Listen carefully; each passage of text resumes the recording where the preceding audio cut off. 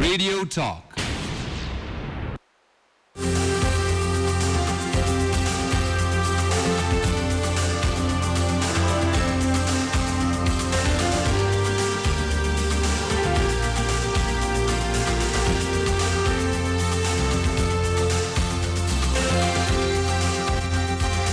नमस्कार अनि स्वागत छ रेडियो कन्टिपुर रेडियो राष्ट्रको यो साप्ताहिक कार्यक्रम रेडियो टकमा र कार्यक्रम रेडियो टकको साथमा छु म प्रज्वल अनि कार्यक्रमलाई प्राविधिक रूपमा सहयोग गर्दै हुनुहुन्छ प्राविधिक मित्र रवि श्रेष्ठले र कार्यक्रम रेडियो टकमा हामीहरू विभिन्न विषयवस्तुसँग सम्बन्धित अतिथि वा अतिथिहरूसँग कुराकानी गर्ने गर्दछौँ र आजको विषयवस्तुको कुराकानी गर्नुपर्दाखेरि स्वास्थ्य र मात्र स्वास्थ्यमा हामीहरू अड्किँदैनौँ किनभने स्वास्थ्य अनि योसँग सम्बन्धित अरू विभिन्न पाटाहरू केलाउने प्रयास गर्नेछौँ आजको कार्यक्रम रेडियो टकमा र अतिथिको सन्दर्भमा भन्नुपर्दाखेरि आज हामीसँग स्टुडियोमा हुनुहुन्छ डाक्टर अशोक वर्धन र उहाँको संक्षिप्त परिचय दिनुपर्दाखेरि उहाँ हुनुहुन्छ ग्रान्डी इन्टरनेसनल हस्पिटलका सिइओ चिफ एक्जिक्युटिभ अफिसर र आज हामीहरू डाक्टर अशोक वर्धनसँग यो ग्रान्डी अस्पताल अनि स्वास्थ्यसँग सम्बन्धित विभिन्न पक्षहरूका बारेमा र केही उहाँकै व्यक्तिगत विचारहरू अनि उहाँकै व्यक्तिगत कुराकानी पनि केही गर्ने प्रयास गर्नेछौँ कार्यक्रम रेडियो टकमा र आजको यो कार्यक्रमलाई भने म अङ्ग्रेजीमा अगाडि बढाउनेछु Well, Dr. Ashok Vardhan, welcome to the show. Thank you very much. Well, I'm happy to be here. Yeah, our pleasure to have you here in the studio. Thank you. We did meet about like half an hour before we came into the studio. Yes. And you just happened to tell me that medicine is not the only thing that you do. What else? I am spread too thin and I travel a lot. Of course, I'm here in Kathmandu. That shows that I travel a lot. Mm-hmm. And I have been telling you that I live out of suitcase for many years now. Yeah. So that's one thing I do. Besides that, I am a very keen bird watcher. I am an ornithologist, a certified ornithologist. In India, there are about 2,400 species of birds available. You can see them. I can recognize almost 600 of them, 25%. It's not a large number, but... So Godavari must be one of your favorite places here in Kathmandu. I have not been there because when I come to Kathmandu and Nepal, I am usually for work and I get engaged in so many things which are like related to my work. But I have heard and I still can, count so many birds and their chirps in the morning. Then I write poetry, I write essays, I write stories. I am working on a novel. I am fond of doing that. I am a scientist and have grown chromosomes and fibroblasts in my earlier avatar. And of course, I like talking. That is why I'm here. Yeah, definitely I could get the flair, before we started climbing up the stairs to the studio here. Yeah, and you've been involved with Grande International Hospital since its inception. Not inception. The hospital started on 3rd of January 2013. I came here in April 2014 and I was here till September 2014 and I went back to India because I was doing something else at that time. I came back this year in April and I am here since then. So there's a period in which I was here with Grande when it was like, growing at that time and we could achieve something good. The hospital was at that time also it was a full-fledged hospital and doing pretty well. Of course, I had my own contribution at that time also, and I'm back here to look after the hospital. So this is how it is. Yeah, well, Grande International Hospital, apart from its like building and all that, there's so many other good aspects. It's not just the structural thing, is it? Like hospital is not just about the structure alone or the facilities that you get in there. It's the whole package, isn't it? You're absolutely right. But I must tell you one thing which is very clear in my mind is that Grande Hospital, International Hospital, has been built very well. See, the infrastructure should provide the flow of patients and comfort of patients so that they do not have to keep waiting to be escorted or to go from one place to another place, because whatever you do, you still have to walk into a hospital and walk a lot. So the infrastructure is also important. It's a huge tower and could withstand whatever nature had to offer last year. It withstood the test of time and the shaking of the ground. And at the top we have the helipad, so the helicopters can land if they're rescuing a patient. We rescued patients from as high as Lukla and as far away as Dharan. The only hospital that has that kind of facility, is it? No, other hospitals also have, but this is like a unique situation. We are at the top of the hospital, 15th floor, and it's easier to take them down directly from the 15th floor to 14th floor, which is our intensive care unit. So the infrastructure also has a lot to do with the hospital. Like, you should have state-of-the-art equipment. You have good MRI, you have good CT scan, you have good cath lab, you have good X-ray machines, you have fine laboratories, you have modular OTs. I mean, those all which are infection-free, and all that is very important. And I'll tell you, I'm surprised because I come from the healthcare background and I've seen good hospitals. I myself built one of the most beautiful hospitals of India. But the kind of ICUs we have been able to build here in Grande is phenomenal. They are one single cubicle, which is absolutely can be isolated with such beautiful pendants, which you don't find even in India. There's a lot of good infrastructure which has gone into this hospital, probably because they consulted the right people at the time of building the hospital. So infrastructure is also important. Also, the most important thing in a hospital is the medical talent. So Grande International Hospital is unique in having some of the top doctors of the country working with us. Doctors like Dr. Bhagwan Koirala or Dr. Arjun Karki, Dr. Chakraj Pandey himself, who built the hospital, and Dr. Prem Raj Kewali, Dr. Dibya Singh, Dr. Prakash Kafle. There's unending list of top-notch people who are working with us. Whether it is diagnostics, whether it is clinical medicine, it is ancillary areas. I mean, we have the best setup in that sense. So medical talent actually defines a hospital. Why does a patient come to the hospital? Actually, the only thing for which the patient comes to the hospital, that he gets the right treatment quickly, as fast as possible, appropriate treatment and genuine treatment. They want to get cured. They don't come there for a visit. The core strength of a hospital is what a doctor can do with the patient. The end result, the clinical outcome, is the only concern of a patient. So besides infrastructure or whatever you give, the most important thing you have to give in a hospital is the good doctor. That is what Grande, of course, can boast to have. And then the second thing which they require is an environment which is, you're sick, you're in pain, you are in trouble. At that time, you like people who can take care of that psychological aspect and give you comfort. Exactly. Yes. That's what lots of people talk about. In terms of like Grande and its services. That's what people say. Like, it's different in that terms as well. Because, like you said, it's the environment. Half your disease goes away when you meet that very, well-mannered doctor who takes care of you with a smile in his face. That's very much important, isn't it, doctor? Absolutely.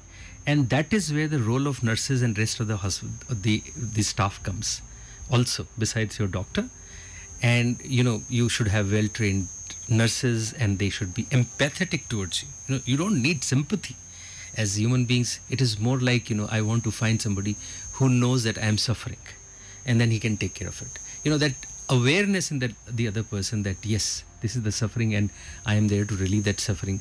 That comfort you can provide. That, if somebody can listen to my problem attentively and also to respond to what pain or suffering I am passing through. And this is very important. So that when the staff is trained or staff has that thing in the heart, that actually defines the culture of a place. So we always talk about, when we talk about Grande, then we talk about the Grande culture. What is Grande culture? That you are received properly. You're received because you're suffering, and somebody feels that suffering within his heart, so that he goes out and treats you like his friend or family. That comfort, I mean, you have a place to sit, or you have a bed to lie down, or you have a clean bed sheet there. That is all there. That, of course, that's given. I mean, I don't even want to talk about it. But that, the nurse who comes and attends to you, holds your hand or touches you, understanding that you're passing through that pain, is what makes a hospital different. That is the difference of Grande culture, which each and every individual, starting from the doorman to the senior most doctor, I think everybody tries to give that kind of a feeling. And that encourages me, over a period of time, what kind of a service we would be able to provide to the citizens. Well, a field of healthcare as a whole, like it's supposed to be service oriented. Like, that's what it is all about, is it? Like providing service to people and all. But like, not just in Nepal here, but this, I think in a way, this has been a global trend now that slowly this healthcare whole package is shifting towards more of commercial side, Like it has become more of commercial thing in most part of the world. And of course, Nepal is also not far away from that trend. But still, we need that upgrading, especially on in terms of like staff training and service, being more service oriented. Don't you think like we need to, pull ourselves back together onto that front once again? You have hit the nail on its head, and so well said. See, whether it is Kathmandu or Nepal, or it is New York or Washington or New Delhi or wherever, London, one thing we must understand, that the aspiration of people is the same. When we are talking about Nepal, then we are talking about people of Nepal. And the people of Nepal who are living here, I am absolutely sure that why in their own country they should have a second-class treatment. They have a right to have the best service. They have a right to have the best care. They should not be treated below par, never. And that dictum, you've said it very well. So all the services, the industries are two types: production industry and service industry. Also, and hospitals are different than all other service industries because it's like a one-to-one, doctor to doctor, and multivariate kind of an environment. It is very important that the service industry, the service standards are brought up to the international standards.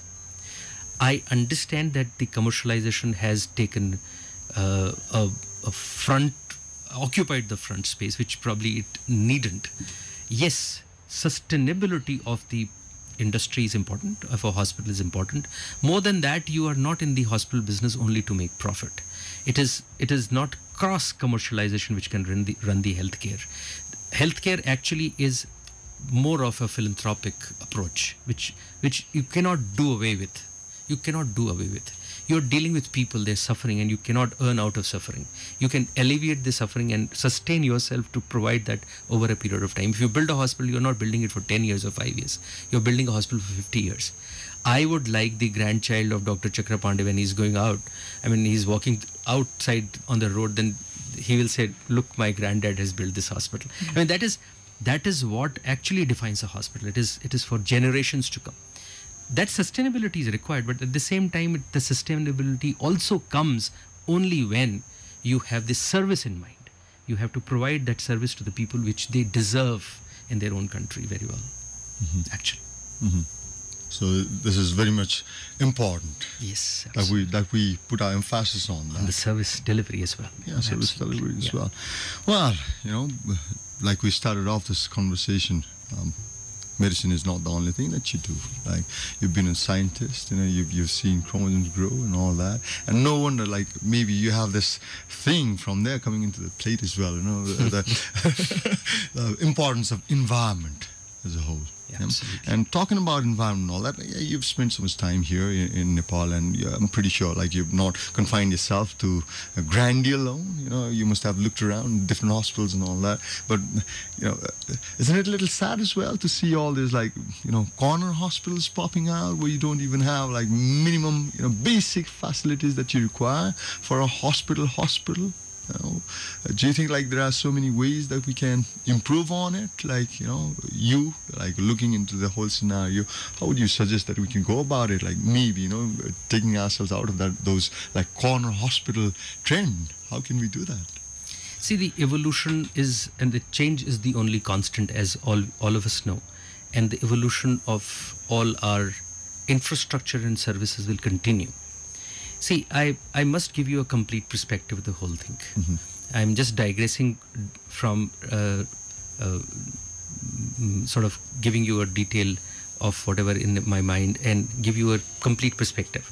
See, government has done a tremendously good job by putting up very good hospitals, and I see many hospitals in and around Kathmandu. I have not gone far beyond from Kathmandu, so I can't talk about rest of the places, but there are good hospitals which the government also has built. And there are good hospitals in private sector also, where good hospitals have been built in. I've seen many of them. What happens is, when the society is evolving, the population pressures are increasing, then according to the demand, the smaller institutions also come up here and there, because people cannot travel the time of emergency, and also they are looking at their neighborhood for something where they can go and get routine investigations or routine treatments done. That's a natural kind of a sequence. From here, what evolution, as I have seen in other countries, what actually happens is that two things happen. One thing is that the delivery, or the places from where the delivery occurs, that is hospital or nursing homes, they consolidate over a period of time. This is a natural evolution. That is number one. Number two, what happens is that according to the people's aspiration and the demands, the quality standards improve. Also, what happens is that the standards become more definable in a given environment. So whatever international standards of care which are known to everybody, the people's aspiration ultimately leads you to actually reach those standards in those hospitals where it is happening. They may be small nursing homes, or they may be larger hospitals. Over a period of time, the service delivery, the care, the infection control, the processes, the systems, and the whole sequence actually gets polished, or say very well defined over a period of time. The same thing is happening in Nepal. I have been visiting this place for a long time, and I am seeing a change coming, and the change is for good. Today, when we talk about standards in Grande, then we are talking about specific things: the use of antibiotics, or the control of infections, or the sterility of our operating environment, or the air flows or air changes in our operation theaters and our intensive care units, the kind of material we use for dressings, or for fixing broken bones, or fixing the damaged tissues. All that is coming as per the standards which are available in the world, in the rest of the countries. Others will also follow, because there is a leader who sets the trend, and then the people who follow, rest of them follow. And I am absolutely sure in my heart that as we go forward, I always say it's the question of only few years, and maybe when I say 5 years, may the things might happen in 3 years' time, because the evolution is very fast and very rapid, which I see right now. And talking about the trend once again, like here we're talking about hospital, the facilities where patients go, right? But with the change in technology and development in technology, there's another trend developing, which is like taking those facilities to the patients with the help of technology. This is another trend that's being experimented around the world, isn't it? Taking those healthcare to the people, not like asking them to come to the facilities, but taking it to them, like, with the help of, there has been so many experiments with, like, patients being checked with the help of Skype and in front of the laptop and all that. So this is yet another changing trend, do you think? See, this is a very interesting question, and it is plethora of answers I can give you about it.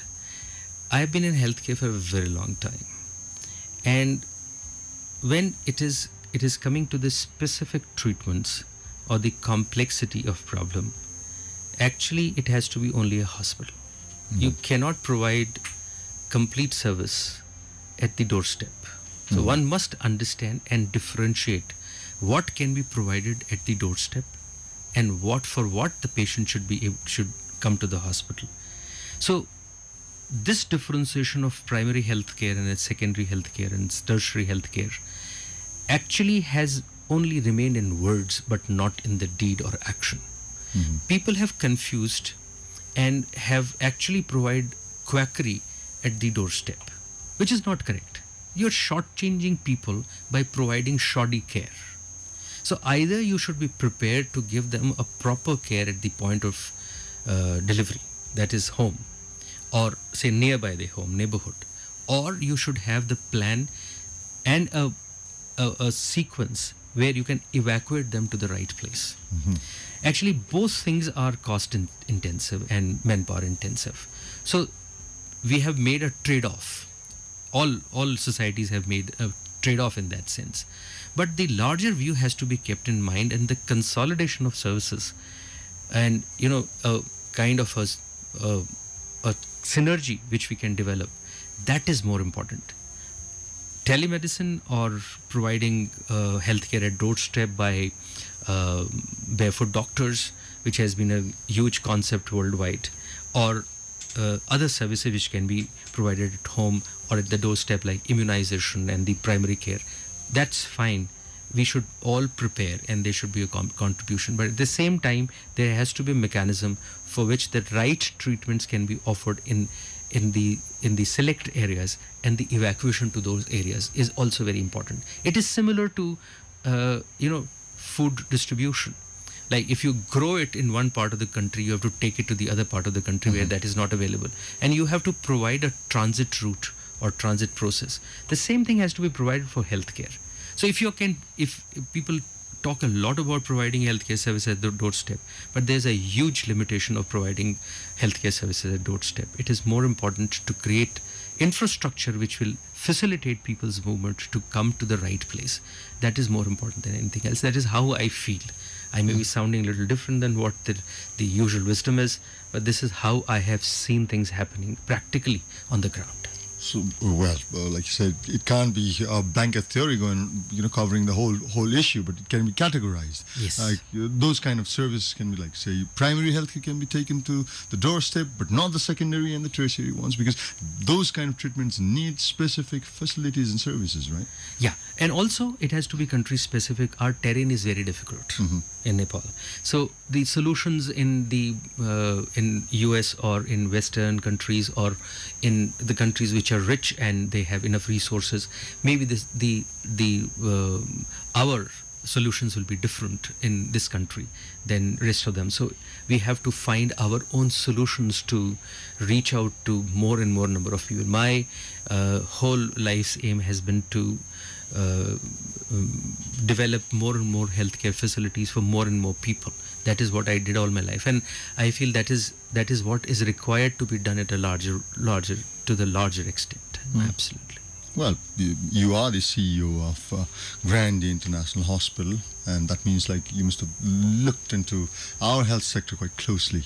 Right? And when you're talking about, like, health sector or whatever in present context of our situation here in Nepal, would so easily be swayed into negative aspect, but not right here. I would like to ask you, like, which part do you think is the most strongest for us, the strength for us to see more improvements on health sector in the future? See, the most important thing, if our supplies of the medicines is adequate, I think that will make life easier for everyone. Because, over a period of time, treatments have changed or have been changing. I have seen the same thing happening in other parts of the world where, the economies started opening and the availability of the medicines, medical and surgical consumables and medical equipment became easier. Then the diagnosis became faster and the treatment became faster for that.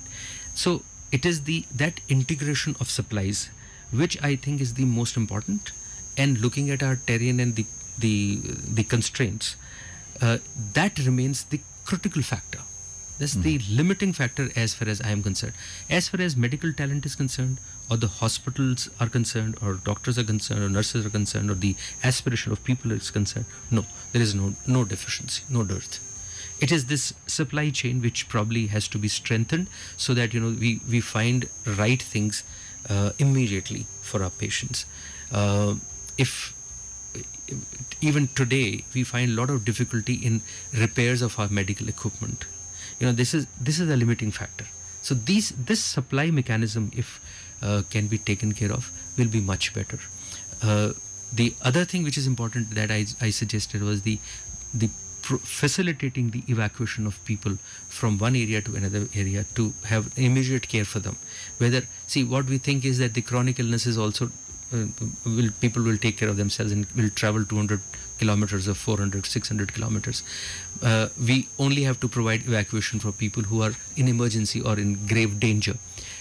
In my view, that has to change, because we require this kind of facilitation for the acute cases as well as chronic cases. So there is a seamlessness in people movement about getting the healthcare, which should become then affordable.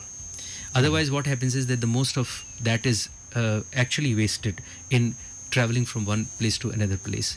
Like if people have to travel from here to India or to Thailand or to Pakistan, probably that expense can be saved if we can develop facilities within Nepal. And we have good doctors, we have good nurses, and if we can develop this kind of infrastructure, people don't have to go out. We'll save on money. But like still people do. There are two aspects of it. One is that I am forced to go because I do not have the facility in my country. The other thing is I want to go. That people do. From US people go to Europe. Is it the issue of trust here? Because they have a saying in medical field that right kind of diagnosis is half the treatment. And here, in the initial phase, do you find people having that massive doubt here? No. I mean, this is a very loaded question, but I am saying no, because you must understand that the most of the people are treated out here. Mm-hmm. The conditions for which they go out, we know, and we have identified, and we can have the statistics why people go out. So most of those facilities, if we can develop within Nepal, then people will not go out. We will save on expenses. Yes, that is what I'm saying. Whether I am forced to go out because the facility is not available. The second thing is I want to go out. The people go from US to Europe and Europe to US and from India to US for treatment. But whereas these facilities are available in those countries, you don't have to go from France to US to get treatment. You don't have to. I mean, if you take that example, people still do go. Mm-hmm. That's okay. That's okay because they want to go. They are free citizens. They can go anywhere. But whether I am forced to go out, should I develop those facilities here? That is what we have done in Grande, that we have identified those areas in which we could be so excellent that people don't have to go out to get treatment. We can get them whatever is required here. Then they have a choice. And they are free citizens. They have a choice whether they want to come here or they want to go there. That is what I meant from there. Exactly. Yeah. Well, we're nearly at the end of this, talk run.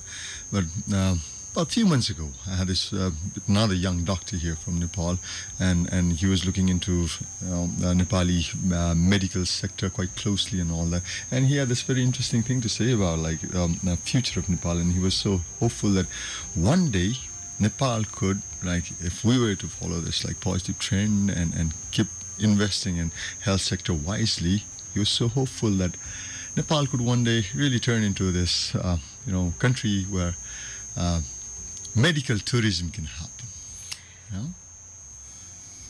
Do you agree with that view in a way? See, I do not know, because I have a very different point of view. Mm-hmm. See, first of all, the facility should be developed for your own people. Mm-hmm. If I can provide the facility for people that they don't have to go out and travel outside the country, they are not forced to go out and get the treatment outside the country. Medical tourism, as I can tell you, the 2 or 3 countries where this experiment has been taken up very extensively, like India, Thailand and Singapore. Very interestingly, in India, there's a select group of neighborhood countries who come for treatment, and it is not across the globe that people come. In Thailand, people come and in 2 specific hospitals which are based out of Thailand, people come there for treatment for not only, they come for specific things. One of them has been cosmetology, which is not a real kind of a thing. People go out for treatment of cancers. That is one thing which they travel a lot from everywhere for good cancer centers across the world. But otherwise, they have been cold cases. They have not been acute cases. If you have a heart attack, you have to be treated in your own country. You have a stroke, you have to be treated in your country. If I have a rupture in my gallbladder, I have to be treated in my own country. You can't go outside. If I've had a head injury, the first treatment has to be given in my own country. So those are the things which have to be done inside your country.